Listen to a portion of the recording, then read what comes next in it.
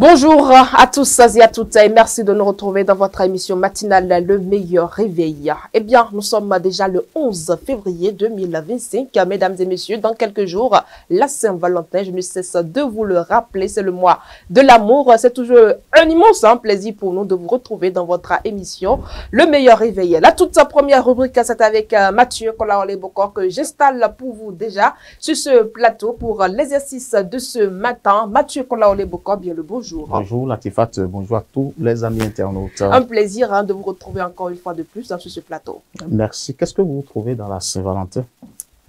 Ce qui dit la Saint-Valentin, on parle de l'amour. C'est vrai que l'amour se célèbre au quotidien. Mais le 14, comme on le dit, c'est le jour de la Saint-Valentin où ce n'est pas vraiment une obligation, mais les conjoints essayent de prouver leur amour à leur partenaire. De le démontrer pas juste par un cadeau symbolique. C'est le geste qui compte. En tout cas, c'est pas moi qui pose la question, mesdames et messieurs, vous l'aurez compris, mais je pense que le 14 serait un jour spécial pour que je puisse aussi dire à ma maman que je l'aime, pourquoi pas?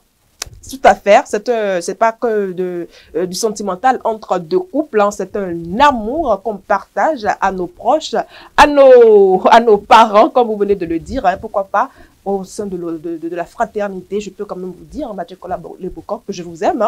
Et moi aussi, je vous aime. Voilà donc, mesdames et messieurs, c'est que de l'amour sur ce plateau. Nous allons donc entrer dans le vif des rubriques de ce matin. La revue des titres, c'est avec vous, Mathieu Kolaole-Bokor. Et on ne démarre pas, mesdames et messieurs, le quotidien Fraternité qui met en manchette élection consulaire à la CCIB. Arnold Atakpo reconduit à l'unanimité liste des coordinateurs des régions économiques du Bénin. La nation, digitalisation, le passeport béninois le plus influent de la zone UEMOA, matin libre, justice et droits fondamentaux, le JAB fait le procès de la rupture, les avocats commis d'office impayés depuis 2020.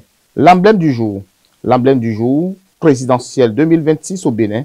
Janvier Yawedéou redoute l'après-talon. Le chasseur info, 45e Conseil confédéral de la Confédération des syndicats autonomes du Bénin. Les résolutions sur les libertés et la qualité du dialogue social. Le chronomètre, lutte de pouvoir et accusation de magouille. L'église du christianisme céleste au bord de l'implosion s'interroge. Le chronomètre Latifat Korino.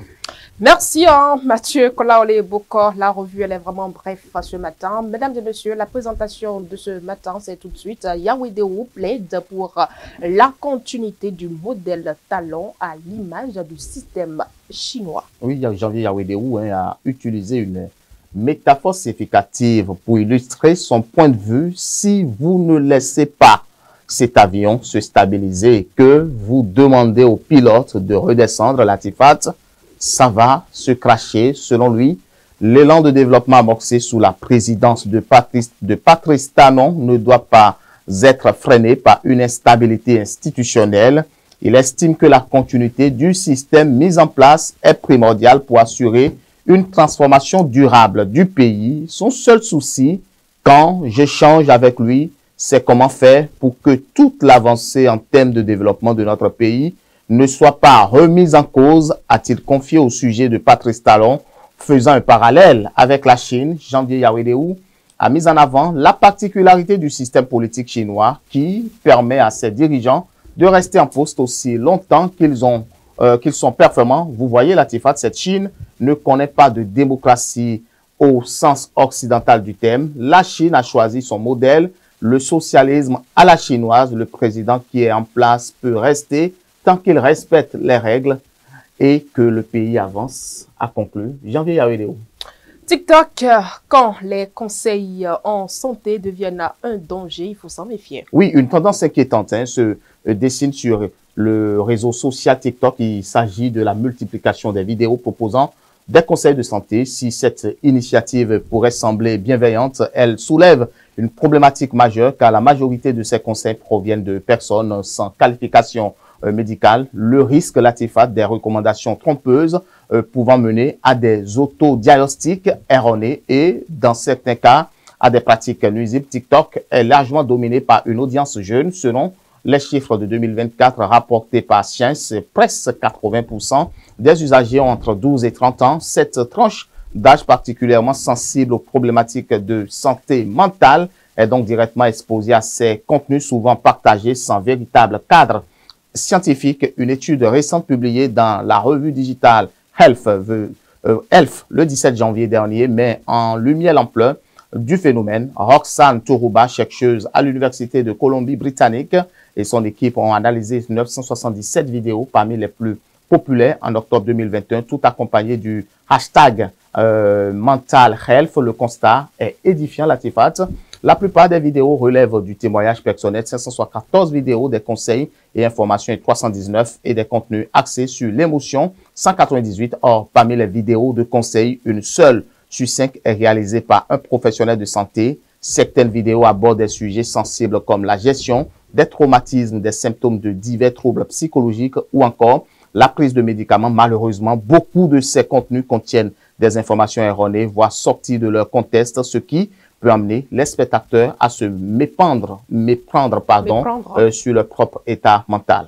Hors de nos frontières, nous allons tout droit en République démocratique du Congo, où dans une ville loin d'être sécurisée, la population de Goma vit dans la peur. Oui, la crainte de la nuit, la peur, des pillages, l'incertitude et la multiplication des âmes abandonnées en ville, tels sont les principaux motifs d'inquiétude de cette habitante de Goma. On dit qu'il y a beaucoup de voleurs à main armés en raison du grand nombre d'âmes qui ont été laissées par des mercenaires qui est là, ici et là, chaque nuit. Il y a des coups de feu. On parle aussi d'embuscade, c'est un peu flou.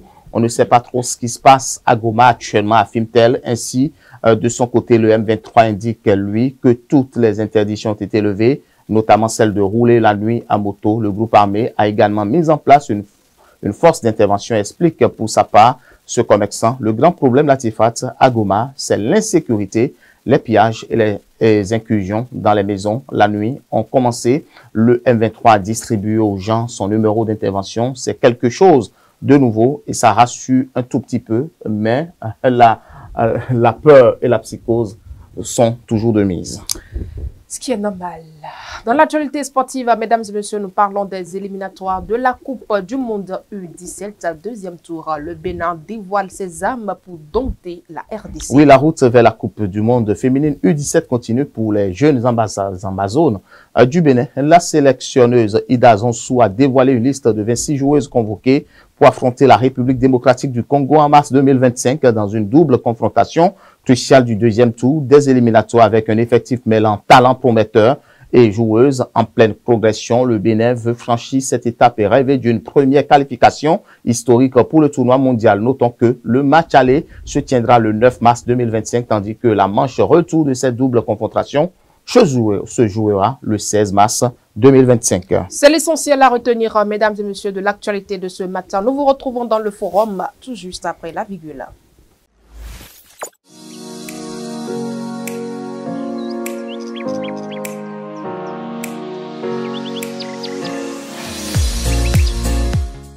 Eh bien, mesdames et messieurs, nous sommes dans le forum matinal de ce mardi 11 février 2025. Mathieu Kolaoleboko sur le réseau social TikTok. Les médecins sans diplôme sont nombreux. Très, très nombreux. On les voit en série, en fusion. Il suffit d'avoir TikTok sur votre portable et de bénéficier de votre live pour comprendre que les jeunes prennent beaucoup d'assaut. La plateforme TikTok. Aujourd'hui, moins de jeunes se concentrent sur le travail bien fait, sur le mérite, mais on pensait peut-être qu'il faut passer l'information via ce réseau social pour atteindre la masse. Et c'est justement ce qui se passe. Malheureusement, parmi les jeunes qui se cachent derrière TikTok, nous avons des médecins, nous avons des paramédicaux, nous avons des infirmières, nous avons des pharmacopées, nous avons plein de personnes et qui ne disposent d'aucun diplôme, juste parce qu'on a grignoté quelques notions sur YouTube et on les met en pratique. Et voilà, on devient médecin accrédité et pour pouvoir donner des conseils à ces milliers de personnes qui nous suivent. Encore que si, malheureusement, ce dernier ou cette dernière dispose d'un peu d'abonnés, ça devient un peu compliqué. Donc, moi, j'ai la chance de vivre quand même ces différentes, comment dit-on, vidéos là, en live avec les différentes personnes.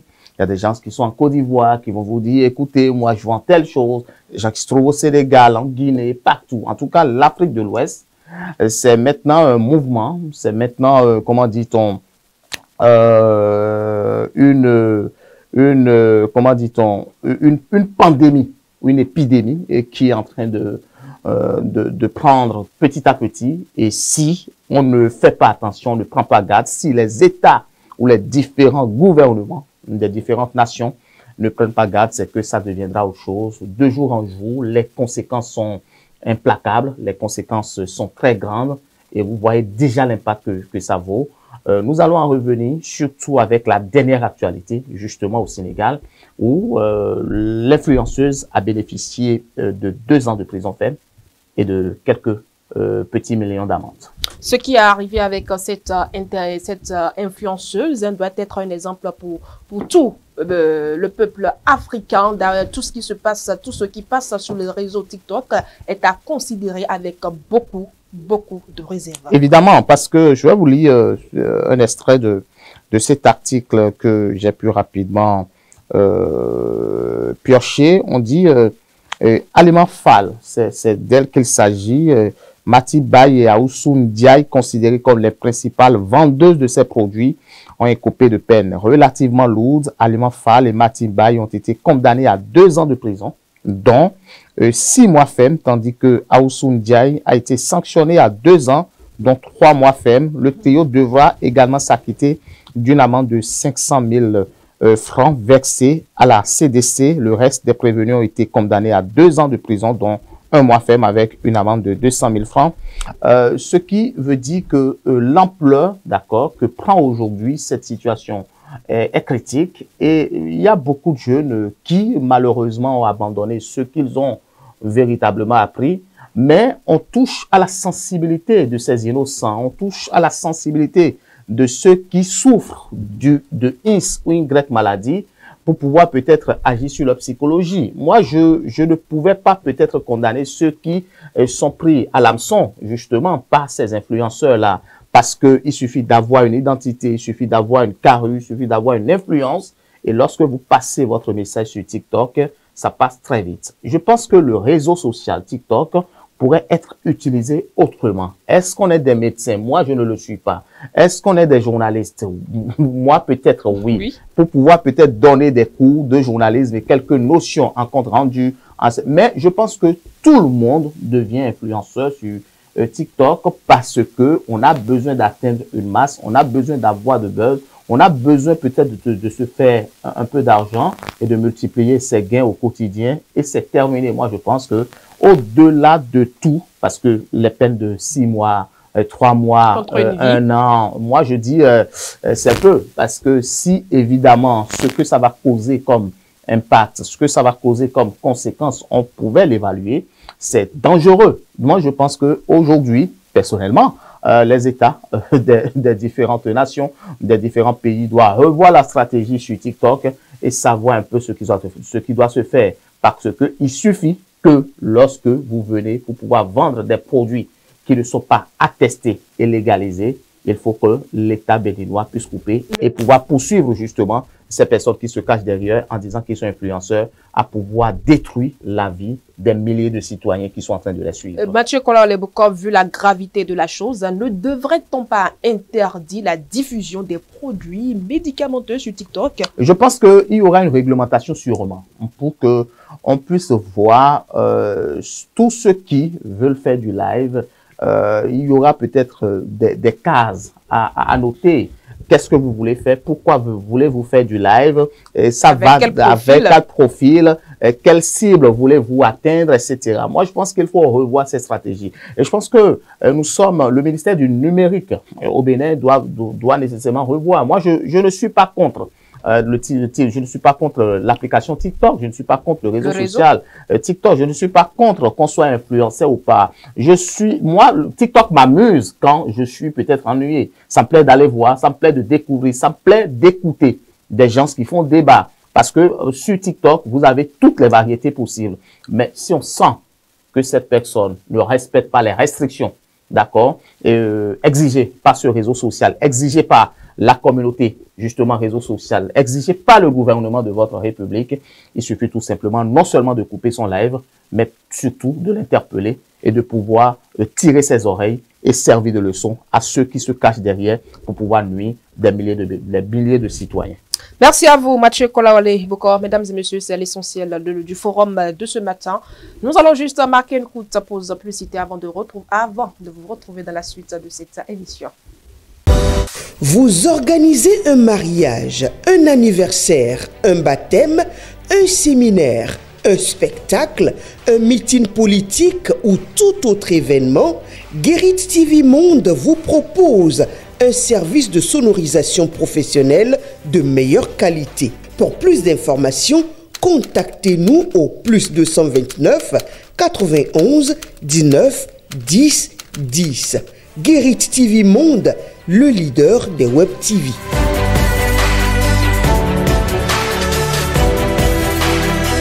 Merci d'être toujours en notre compagnie, mesdames et messieurs. Nous allons à présent passer à la découverte de la météo de ce matin.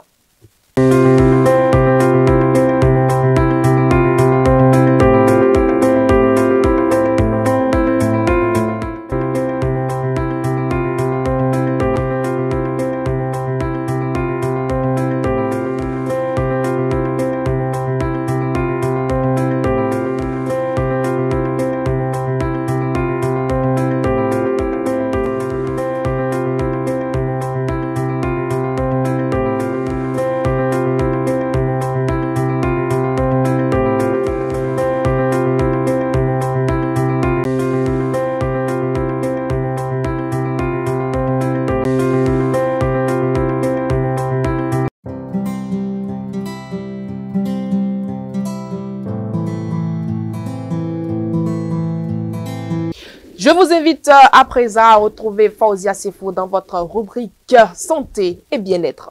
Dans ce numéro de votre rubrique Santé et Bien-être, nous apportons toutes les notions nécessaires sur la cirrhose. C'est une maladie chronique du foie caractérisée par la destruction progressive des cellules hépatiques et la formation de tissus cicatriciels, ce qui affecte les fonctionnements vitaux du foie tels que la production de protéines et la gestion des toxines.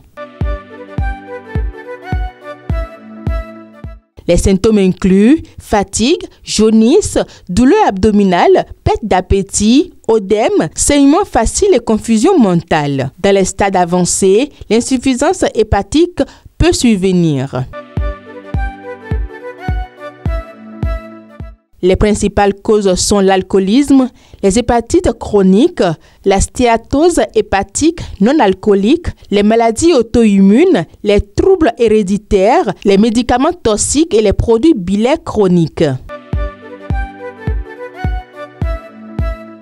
Le traitement inclut des médicaments antiviraux, des corticostéroïdes, des diurétiques et des médicaments pour l'encéphalopathie hépatique, l'arrêt de l'alcool, une alimentation saine et dans certains cas, une transplantation hépatique sont nécessaires. Un suivi médical régulier est crucial. Les aliments à éviter comprennent l'alcool, les graisses saturées, le sel, les sucres raffinés et les protéines en cas d'encéphalopathie hépatique. La cirrhose est une maladie grave mais gérable avec un traitement adapté et une surveillance constante. Un mode de vie sain et des ajustements alimentaires peuvent aider à gérer les symptômes et prévenir les complications. Merci encore d'être en notre compagnie, mesdames et messieurs. Nous allons à présent marquer une courte pause publicitaire et tout juste après, on vous retrouve dans l'interview matinale. Vous organisez un mariage, un anniversaire, un baptême, un séminaire, un spectacle, un meeting politique ou tout autre événement, Guérit TV Monde vous propose un service de sonorisation professionnelle de meilleure qualité. Pour plus d'informations, contactez-nous au plus 229 91 19 10 10. Guérit TV Monde, le leader des Web TV.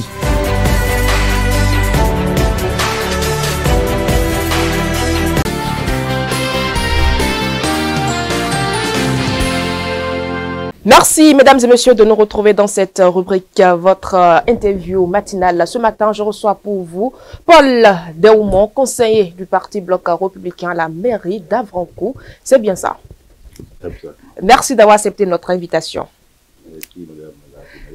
Vous allez bien? Et la mairie d'Adjara? Non, la mairie d'Avrancourt. Ah, du moins, c'est la mairie d'Avrancourt. Comment se porte la mairie d'Avrancourt? La mairie d'Avrancourt se porte très bien. Pas de problème. Pas de problème. Oui. Alors, on peut quand même saluer alors les réformes entreprises par le chef de l'État en termes de décentralisation. Si la mairie se porte bien. Non, c'est pas parce que la mairie se porte bien que tout va bien. Alors, qu'est-ce qui ne va pas? Les réformes n'ont pas encore fini de donner toutes leurs recettes parce que toutes les réformes ne sont pas adaptées à un contexte de décentralisation. Vous voyez, par exemple, au niveau de la mairie, nous avons ce que les Anglais appellent le prince règne, mais ne gouverne pas. Le prince règne, mais ne gouverne pas. Le roi règne, mais ne gouverne pas. Vous avez par exemple un maire, mais qui en réalité ne sait pas. C'est lui, toutes les forces de la commune, les ressources sont gérées par le SE. Donc, nous avons un bicéphalisme. Mais cette réforme permet quand même d'avoir un contrôle sur la gestion de la mairie et de quand même laisser le caractère politique au maire. Oui, on laisse le caractère politique au maire, mais celui qui contrôle les ressources est véritablement le chef.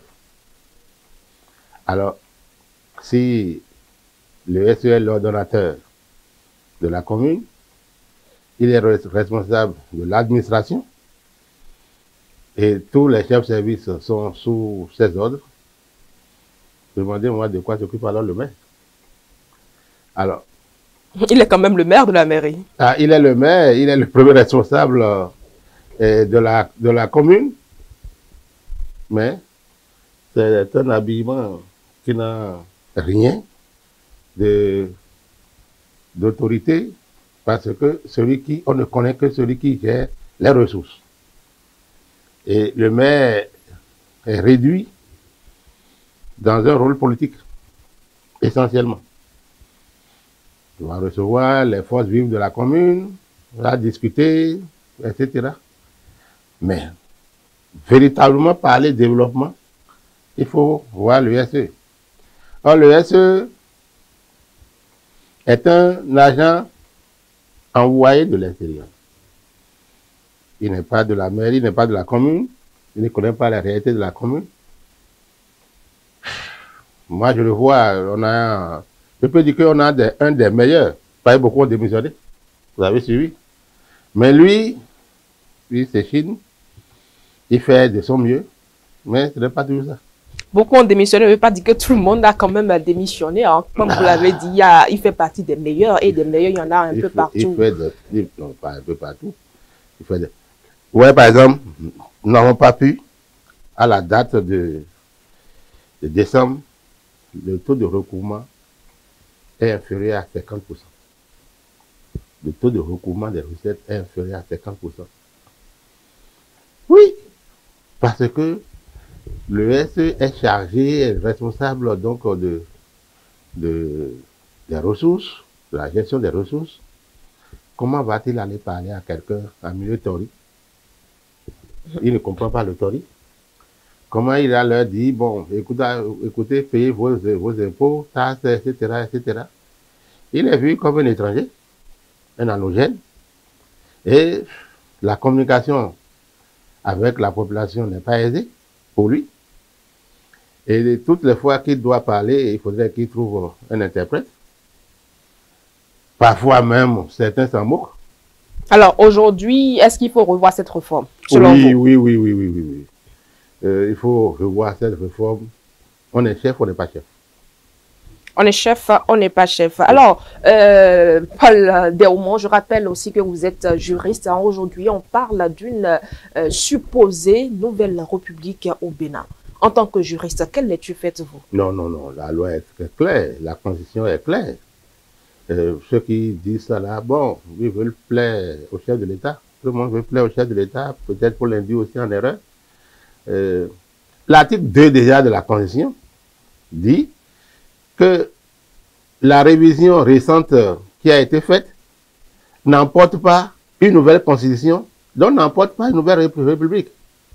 Donc, je ne sais pas, c'est déjà l'article 2 de la Constitution en vigueur qui dit ça. Alors, lorsque c'est écrit et adopté, et la loi est passée sous le contrôle de constitutionnalité de la Cour constitutionnelle, qui a validé, qui a dit que non, pourquoi on veut parler de nouvelle république? La Constitution elle-même dit que ce n'est pas une nouvelle constitution, et que cela n'emporte pas une nouvelle république. C'est écrit noir sur blanc dans la Constitution. Alors, ils inventent leurs choses, là, ils trouvent ça où? C'est une invention. Et moi, je pense que c'est des gens qui veulent forcer, ils veulent sortir par un forcing en mettant le chef de l'État dans des situations difficiles. Ce qui, je crois, n'est pas bien pour un citoyen. Ce qui n'est pas bien, donc vous ne croyez pas du tout à une nouvelle république. Non, non, non, non, pas du tout. Impossible qu'on se retrouve, hein, même s'il y a des recours déjà devant la Cour constitutionnelle, hein, d'ici jeudi, on saura déjà la décision de la Cour. Oui, absolument. La Cour ne dira pas autre chose que de rejeter tout ça là.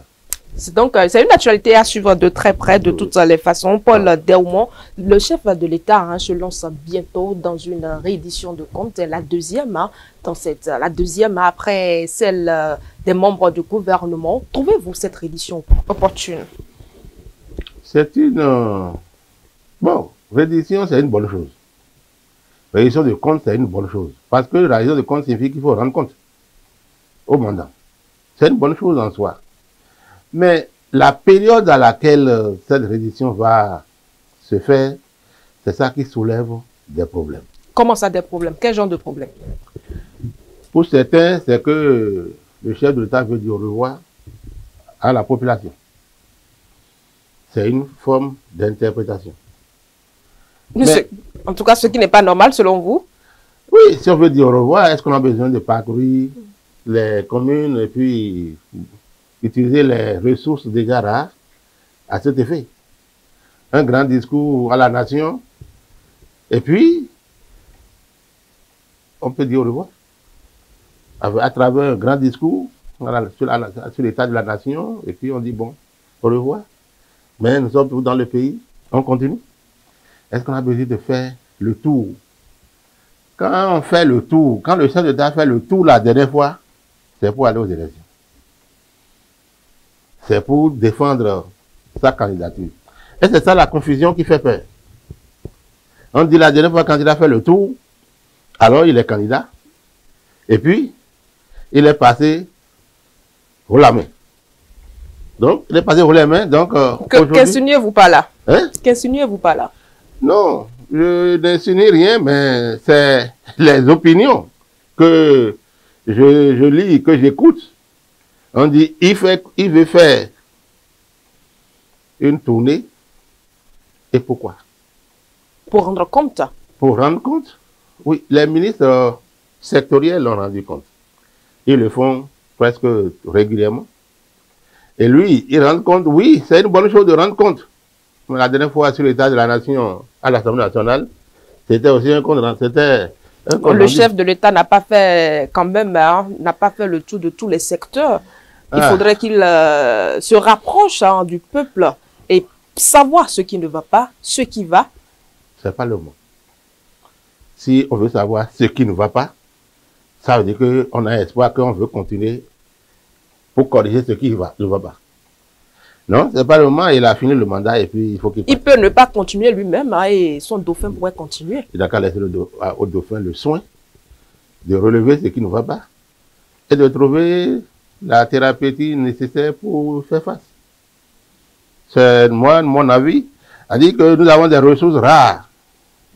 Il ne faut pas les gaspiller dans des tournées dont les objectifs ne sont pas sans susciter des critiques.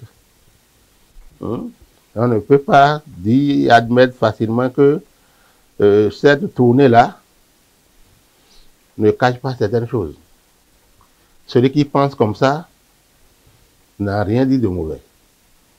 Il ne fait que tourner ça, mélange, réfléchir. Maintenant, il revient au chef de l'État de nous prouver, comme il a dit plusieurs fois, je suis candidat à rien, je ne veux pas un troisième mandat. Prions que le chef de l'État reste dans sa logique et travaille à cet effet. Et travailler à cet effet. Voilà, on parlait tantôt déjà des élections présidentielles de 2026. Vous êtes membre du bloc républicain. Comment le parti s'organise-t-il pour les prochaines échéances? Je ne suis plus qualifié, parce que je vais être honnête envers moi-même, je ne suis plus qualifié pour parler au nom du bloc républicain. Pourquoi? Parce que depuis plus de 3 mois, j'ai remis ma démission du bloc républicain. Donc, je ne suis plus qualifié par respect pour le parti dans lequel j'ai milité pendant 5 ans. Je ne suis plus qualifié pour parler au nom de ce parti. Pourquoi avez-vous démissionné du parti Bloc républicain? Madame la journaliste, je suis un homme avec des convictions fortes. Je suis allé au Bloc républicain en utilisant mon droit à la liberté. C'est en toute liberté que je suis entré dans le Bloc républicain.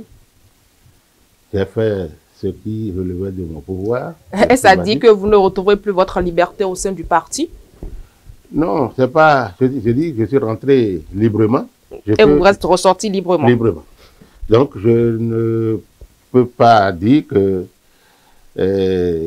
on a mis sur moi une pression qui m'a... Non, non, non, c'est librement que je suis sorti. Mais je suis sorti pour les problèmes de gouvernance. Parce que je ne revois pas l'utilité du parti pour mon parcours, pour mon ascension politique. Ouais, le président Mbouidi a dit quelque chose la dernière fois, il a été un peu peut-être mal compris. Il a dit que les problèmes que nous observons relèvent de problèmes de gouvernance. Et c'est ça la gouvernance. Quand le parti ne fonctionne pas, ne travaille pas avec tous ses responsables, quand le responsable à la base, le conseiller que je suis, ne se sent pas associé à la gestion des affaires, quand on peut prendre des décisions à un niveau où toi-même, conseiller, tu ignores à quel niveau cette décision est prise, et il n'y a aucune explication, qu'on ne donne aucune explication, quand on peut faire des listes électorales, aligner des choses, des gens qui ne sont pas qualifiés pour la compétition, avec des résultats que l'on voit, je crois qu'il faut savoir tirer ces leçons, ces enseignements, et savoir ce que tu veux faire. Il ne faut pas être dedans parce qu'il faut être dedans. Tu n'es pas à l'aise, il faut sortir. Il faut sortir. Donc voilà le peu que je peux dire, tout en leur souhaitant bonne route, parce que c'est un processus. La marche d'un parti politique qui veut gouverner un pays, la marche, elle est longue, c'est comme le voyage d'un train. Arrivé à une gare, il y a des gens qui vont descendre, d'autres vont monter, et ainsi de suite. Alors, aujourd'hui, vous n'êtes plus membre du bloc républicain. Quelle est donc votre prochaine destination politique? Madame la journaliste, vous voulez savoir, je suis parmi les démocrates. Ah, et pourquoi avoir fait ce choix? C'est vrai, comme vous voyez déjà comme un mouvancier critique, donc finalement la décision est prise, le parti Bloc républicain a accepté votre démission et aujourd'hui vous êtes aux côtés des démocrates. Oui, je suis démocrate. J'ai fait mon adhésion, qui a été acceptée, après avoir laissé ma démission, qui a été rejetée 3 fois, et enfin acceptée. Je suis assez libre pour faire un autre choix. Et quels sont donc vos nouveaux objectifs au sein du parti de l'opposition? Bon, nous allons faire ce que nous n'avons pas pu faire ici. Nous allons faire avec les démocrates ce qui n'a pas été possible de faire avec le bloc républicain. C'est tout cela, c'est-à-dire associer toutes les forces vives autour de la question du pouvoir, autour de la question du parti. Toutes les questions qui touchent le parti, qui touchent la vie du parti, doivent être gérées avec les différents responsables au plan national, régional, communal, local. C'est ça, je crois que c'est de ça qu'il s'agit. On ne peut pas rester en haut, prendre des décisions et balancer ça sur la base et dire, allez, marchez. Quand ça fonctionne comme ça, ceux qui sont en haut étant très loin de la base, ils vont forcément prendre des décisions erronées. Or, la décision est envoyée à la base réfléchit, corrige et retourne la question pour une meilleure prise en compte au plan national. C'est ça le centralisme démocratique qu'on avait connu sous la Révolution et qui était une très bonne chose. Donc, le militant à la base se sent considéré, se sent associé. C'est très important. C'est très important. Et voilà, vous êtes désormais un démocrate pour les prochaines élections. Avec le code électoral et une opposition divisée, comment comptez-vous prendre, pourquoi pas, le pouvoir? La conquête du pouvoir n'a jamais été facile, nulle part au monde. Hein. Vous avez vu ce qui s'est passé aux États-Unis. Qui allait croire que la dame là va descendre comme ça? C'est une entreprise très délicate, très même douloureuse. Et on ne livre pas cette stratégie de conquête du pouvoir sur un plateau de télévision. Je ne vous demande pas de livrer vos stratégies. Donc, nous allons prendre le pouvoir en comptant sur... Avec une opposition divisée? Oui. Est-ce que la mouvance n'est pas divisée? Et donc, la question de diviser et console, là, c'est des questions qui ne sont pas figées. Chaque jour, on discute. Chaque jour, on discute. Et de discussion en discussion, on peut aboutir à des consensus. Même la femme et l'homme, je ne sais pas si avec votre mari, vous ne discutez pas. Il y a parfois des crocs en jambes, mais on ne prend pas bagage, on dit on quitte la maison. Donc, on discute. Et finalement, on cherche des bouts qu'il faut rogner pour voir si on peut s'asseoir ensemble dans le fauteuil, même si c'est une fesse qu'on met dedans. Et puis, on avance. Donc, moi, je pense, j'ai bon espoir que l'opposition sera ensemble. Vous avez bon espoir que l'opposition sera ensemble pour mener le combat politique pour les échéances de 2026. Mesdames et messieurs, c'est l'essentiel de ce dont on parlera avec notre invité ce matin, Paul Daumont. Vous avez un petit mot pour terminer? Oui, je voudrais dire d'abord vous saluer votre journal, votre télévision. Ça fait plusieurs fois que je suis arrivé ici. Je vous remercie pour l'effort que vous faites. Je voudrais saluer le chef de l'État pour ce qu'il fait, mais dire que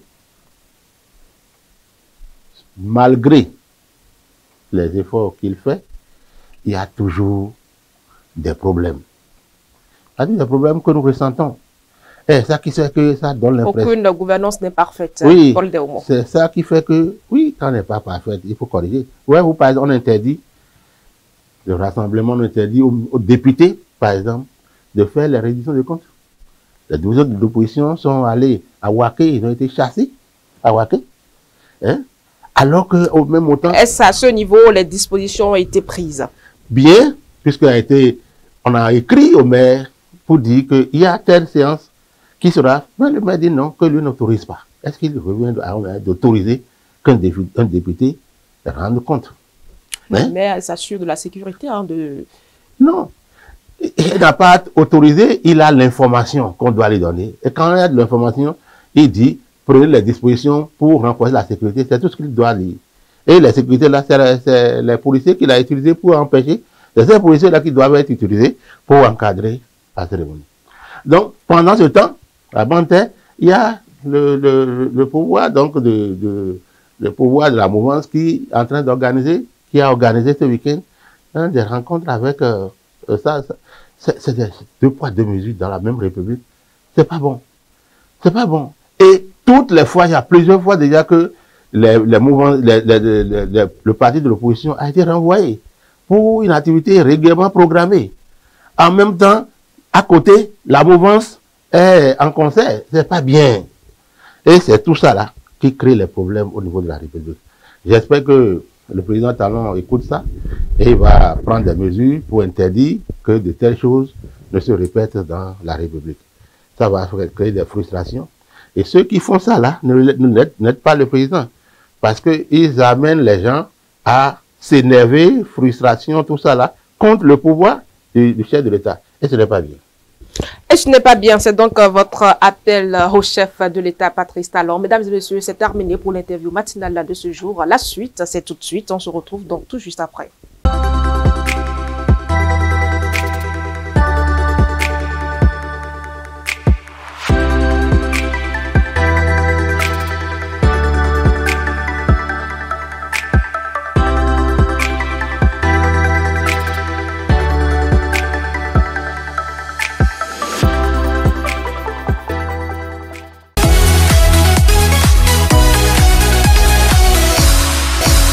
Mesdames et messieurs, nous sommes déjà sur ce plateau avec Fauzia Sefo pour la livraison du menu de ce matin. Fauzia Sefo, bien le bonjour. Bonjour à vous, Latifat Kouenou, et bonjour à nos amis internautes de Guérit TV Monde et Guérit Radio. Très heureuse de vous retrouver. C'est un plaisir partagé. Mesdames et messieurs, tout le plaisir pour moi de vous annoncer que dans ce mois de février, c'est vrai, c'est le mois de l'amour, mais Fauzia Sefo soufflera une nouvelle bougie de plus. Plus on se rapprochera du jour, plus je vais vous le rappeler. Ne vous en faites pas. Alors, Fauzia Sefo, on entend déjà. Mais soyez rassurés, il y a déjà la cuisine qui est déjà garantie, donc ne vous inquiétez pas. Annoncez. Voilà. Alors, ce matin, vous nous proposez quoi comme. Alors, ce matin, on aura droit à des coquillettes à la viande de bœuf. Coquillettes avec la viande de bœuf que nous allons découper. Je suis en train de voir. Hein. Oui. Alors, on va c'est fait autrement en réalité. Oui, avec vous, tout est fait autrement. Hein. Voilà, c'est ça. On a pris le temps de s'habituer avec à vos recettes, hein, je voulais dire. Alors, on aura besoin de quoi? Alors, comme ingrédient, on aura besoin notamment des sachets de coquillettes. Ça dépend du nombre de personnes qui veulent consommer ce plat. On aura besoin d'1 kilo au moins de la viande de bœuf. Il faudrait que la viande puisse être ressortie dans le plat. On aura besoin des carottes, des poivrons. On aura besoin d'oignons, de la tomate fraîche et de la tomate concentrée, bien sûr. De l'huile d'arachide, du sel, des épices, des bouillons de cuisine ou crevettes écrasées. Crevettes moulues. Voilà. Ok. Alors, on va tout droit à la préparation. Super. Alors, pour la préparation, je vais passer l'étape de cuisson de la viande. De tout est pré-cuit à votre niveau. Hein? Bien sûr, puisque ça prend un peu de temps pour cuire. Voilà. Et la spécialité, vous allez voir ça au fil où je serai en train de cuire mes coquillettes. En réalité, c'est que dans une casserole, je mettrai de l'huile. Puis après, l'oignon haché dans un premier temps. Puis, c'est le tout maintenant de la viande pré-cuite. Pas frit en réalité et pas trop cuit aussi même parce que ça aura le temps de cuire dans mes coquillettes. Vous allez comprendre un peu plus tard. Donc, je mets la viande et je mets le sel, les épices et je mets un peu d'eau et je laisse cuire au moins 5 à 10 minutes. D'accord. Voilà. Le temps de cuisson, je râpe mes carottes et on râpe? Nous allons râper ou bien découper? On râpe. On va râper. Oui. On y va. Voilà. Donc, je râpe et le poivron, je découpe. D'accord. Voilà. La tomate fraîche aussi, j'ai le temps aussi de découper. D'accord. Et c'est ce mélange, j'ajoute maintenant à ce qui est au feu. Et puis après, c'est le temps de mettre les épices, le sel et notre bouillon de cuisine ou les crevettes moulues. Et j'ajoute encore un peu d'eau au besoin et je laisse encore cuire au moins pendant 5 minutes. D'accord. Maintenant, c'est le tour de mes coquillettes. D'accord. En réalité, je n'ai pas pré-cuit les coquillettes. Vous savez, pour pouvoir préparer les coquillettes, il faut pré-cuire. Ouais. Je ne vais pas pré-cuire les coquillettes. Puisque j'ajoutais de l'eau, je vais encore ajouter un peu d'eau et mettre les coquillettes non préparées dans cette sauce-là et laisser cuire au moins 5 à 10, voire même 15 minutes. Voilà. Et maintenant, je goûte le sel au besoin puisque j'ai eu le temps d'ajouter de l'eau quand j'ai mis les coquillettes et c'est prêt. C'est prêt. Oui. D'accord. Voilà. Donc, il faut faire bouillir les coquillettes Non, pas dans la sauce. Dans la sauce. Oui, dans Ça la sauce. cuit. Waouh. Bien sûr. J'essaie d'imaginer un peu Oui. cette préparation, mesdames et messieurs. Très bonne recette. C'est donc ce que nous propose Fauzia Sefou, hein. Elle, avec ses repas faits autrement. C'est une occasion pour vous hein, d'essayer hein, ces nouvelles recettes chez vous. Et pourquoi pas, laissez-nous en commentaire hein, vos impressions, vos réactions. Laissez-nous découvrir hein, le goût que vous avez savouré chez vous en essayant nos recettes, les recettes que vous propose du moins Fauzia Sefou. On vous remercie. On se donne rendez-vous demain. Demain, avec le mercredi, même plaisir. Avec bien le même sûr. plaisir. Oui. La date, on n'a pas oublié. Non, pas du tout. Merci.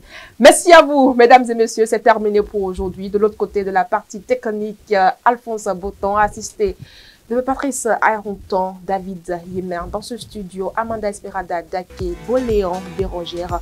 Ensemble, on vous donne rendez-vous demain pour un autre numéro. Surtout, portez-vous bien.